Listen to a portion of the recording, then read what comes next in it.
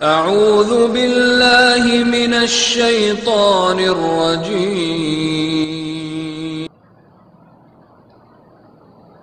अस्सलामु अलैकुम वरहमतुल्लाहि वबरकातुहू।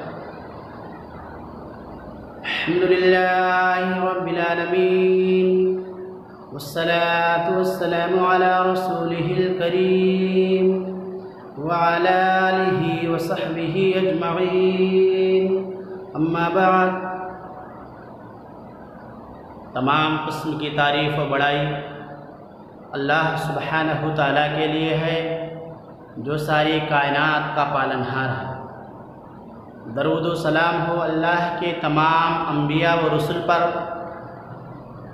खुसूसन आखिरी नबी जनाब मुहम्मदुर रसूलुल्लाह सल्लल्लाहु अलैहि वसल्लम। सामईन किराम, हम तमाम मुसलमानों को चाहिए कि हम तमाम गुनाहों से, तमाम बुराइयों और तमाम बेहयाइयों से अपने आप को बचा के रखें और ज़्यादा से ज़्यादा नेकियां करें ताकि मरने के बाद हम चैन व सुकून से रह सकें। और नेकियों में ये भी बहुत बड़ी नेकी है कि एक आदमी अपने अखलाक को अच्छा बना ले, अपने अखलाक को सही कर ले, लोगों के साथ हुस्न अखलाक से पेश आए, लोगों की मदद करे, लोगों के ज़रूरतों में काम आए।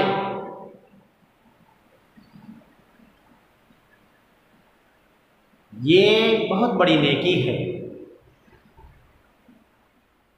अच्छे अखलाक वाला अल्लाह के नज़रों में बड़ा प्यारा होता है।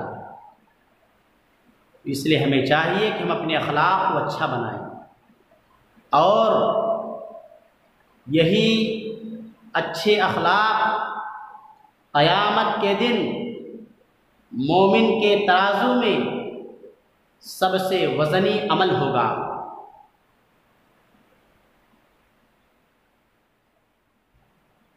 आइए हदीस की रोशनी में देखते हैं।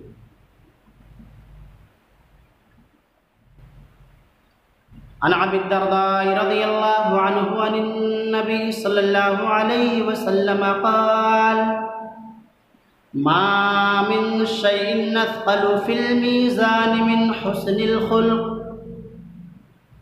सुनन अबू दाऊद किताबुल अदब हदीस नंबर 4799, जामे तिर्मिज़ी किताबुल बिर वस्सिला हदीस नंबर 2200। रावी हदीस हज़रत अबू दरदा रज़ियल्लाहु ताला अन्हु रिवायत करते हैं कि नबी करीम सल्लल्लाहु अलैहि वसल्लम ने फरमाया, क़यामत के दिन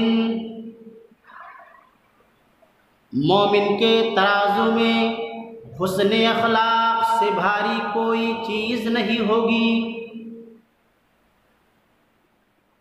मुहतरम हजरात, ये हुस्न अखलाक क़यामत के दिन तराजू में सबसे वज़नी होगा।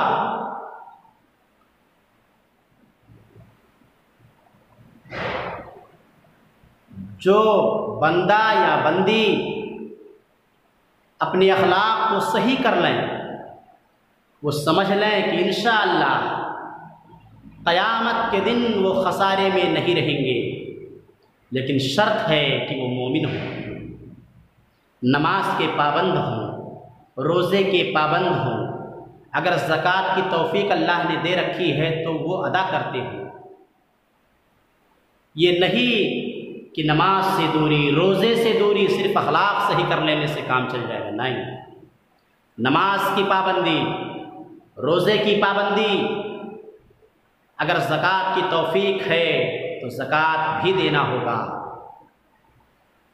मोमिन अगर है तो इंशाअल्लाह अपने अखलाक की वजह से बड़ा कामयाब होगा।